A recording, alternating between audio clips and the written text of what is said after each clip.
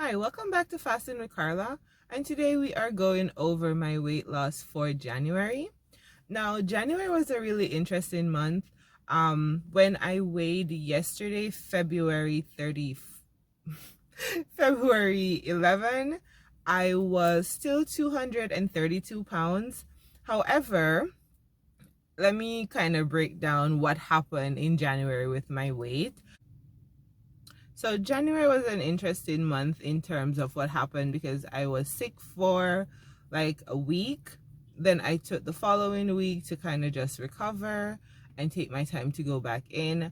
Based on the weight that I was when I went to the doctor, I was much lower than the 232, but for me, I don't record any weight that I would like go to the doctor, especially in that situation where I was super sick and I wasn't eating. So I don't record that weight on my tracker. But me being still 232, I do know that I'm still good in terms of like on my weight loss track. So I'm not worried about it.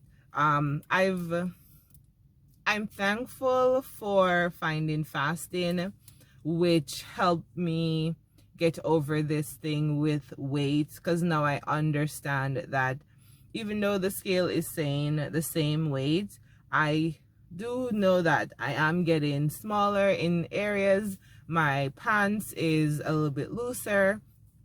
My bra is still, I'm like growing out of my stuff. I have to basically like I just throw out some underwears that are now a little bit too loose on me. So I'm having all of those things, and I am really happy to just be consistent and in this space. One of the things also that I want to talk about is the fact that usually whenever I don't fast for a week, like I did when I after the week that I was sick, I really truly like allow myself to be and just basically like just watch myself. And I am really proud of the fact that I can see where I am really getting a handle on my emotional eating. Like, I am an emotional eater. Food is food is fun, food is joy, food is love, food is food is just everything. If I'm angry, if I'm happy. And one of my main goals and one of the main things that I want to learn with fasting is how to emotionally regulate and not use food as my source of joy. And about right now in my life, there are some like super big emotions that's happening, and emotions that would my first thing would be, oh, I'm gonna eat. But now I like sit down with myself and I'm like, okay, Carla, I know that yes, you feel like you want to like bust into this bag of chips right now, but you and I know that this is not what this is about. And now I can like really talk to myself and hold myself accountable as to what I'm feeling. And then I'm okay. I don't break my fast early because I'm upset about something. I don't um I don't break my fast because I'm overwhelmed. I now have a lot more tools to deal with my emotional eating, and I think that's going to breed success in the long run. Because as I always say, I don't want the reason I am fasting and the reason I am losing the weight, the reason I'm fasting and the reason I'm only weighing once a month is so that I don't focus so much on the numbers, because I believe that weight loss is very mental and you can have so much drive. It's like, okay, I wanted to do this squat challenge and I was all the way up to like 90 squats a day, and then I just stop. I'm hurting. I don't like the fact that I have to like carve out time in my day to kind of like fit it all in. And that's the reason I tell you I do not diet, because I don't want to fall off and then I'm going to feel bad. And so I don't want that. I really do not want that. I want fasting to do what it does, meaning it helps me with my health. It helps me with my fatty liver. It helps me with my reversing any diabetes. It works on my blood pressure. Those are the things that I want. Again, health plan with the side effect of weight loss. So that's just how I feel about it. Now, one positive, really, really good, which I was not expecting. So all the time I go to the doctor and I do a blood pressure reading. It's ridiculous. And that's the reason I also started fasting, because I wanted to get this weight under control so that when I go to my doctor, he doesn't say to me, you need to be on the pill, you need to take the blood pressure medicine, think about your health, all of that. I don't want to start that journey. So when I was sick, I actually had like a pretty decent reading compared to what I used to have, which also prompted my doctor to be like, okay, you're not a crazy woman. Keep doing what you're doing. I can see where this can go down naturally. I really want you to take the pill, but it's still ultimately my choice, because she still wrote me a prescription. I'm not gonna fill it. That's just me. Listen, a doctor can only provide you with the information. At the end of the day, you're the one that has to decide.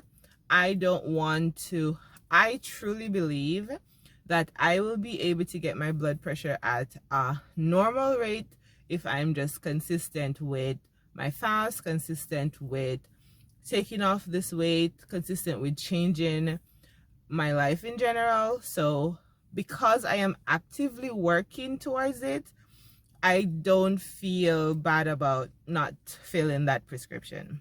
So it wasn't like the best reading, because I think it was probably like 130 over 100. So it's still not the best, but it's better than like some 140 or some 150 over 110 that I used to get. So something is working.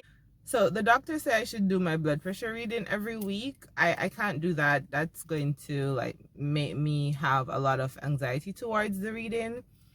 I know myself. So I am going to be better at, just as how I weigh once a month, at least once a month, I'm still going to go into a pharmacy, see if they can check my blood pressure for me and do that, because I'm not investing. Just like how I'm not investing in a scale, I'm not investing in a blood pressure reader. So that's just me. So right now I am still doing Mondays to Friday, strictly minimum 20-hour fasting, 4-hour eating window.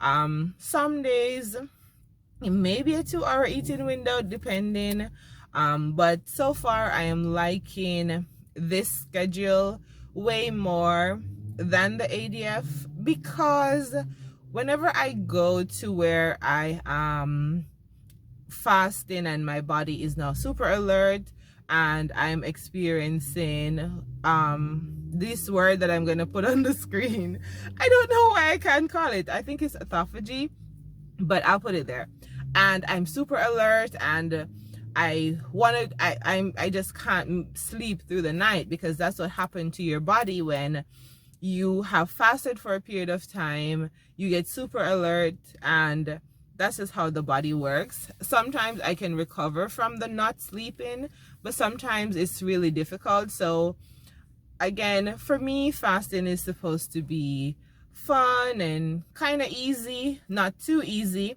That's why I don't do like 16 hours, but like 20, 21, 22. I'm trying to make it to 24 hours, but that's another thing. For now, 20 hours fasting, 4-hour eating window, Mondays to Fridays. That's a schedule that I like. On Saturdays and Sundays, I kind of just watch myself to see how I'm eating. And because eventually, as I always say, I don't want to always have to like press start, press stop. But for now, I know that this is what I need to do, because I do still have more weight that I need to take off so that I can be at a healthy weight for my height. So that's basically what I'm working on. And a healthy blood pressure reading, because I'm just trying to flex on these blood pressure.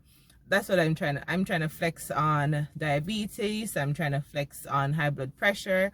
I'm trying to flex on my PCOS. That's what I'm trying to flex on.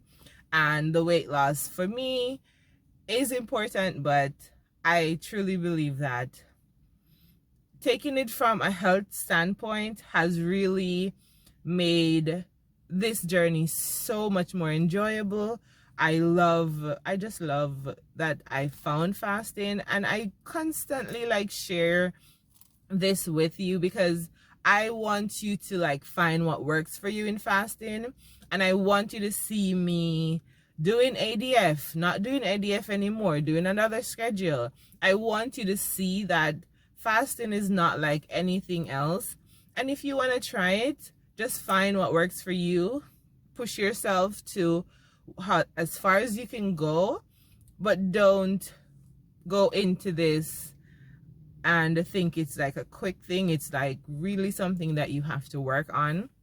But I will keep doing what I'm doing. I know that it's working, and my 1-year anniversary of me starting to fast is coming up.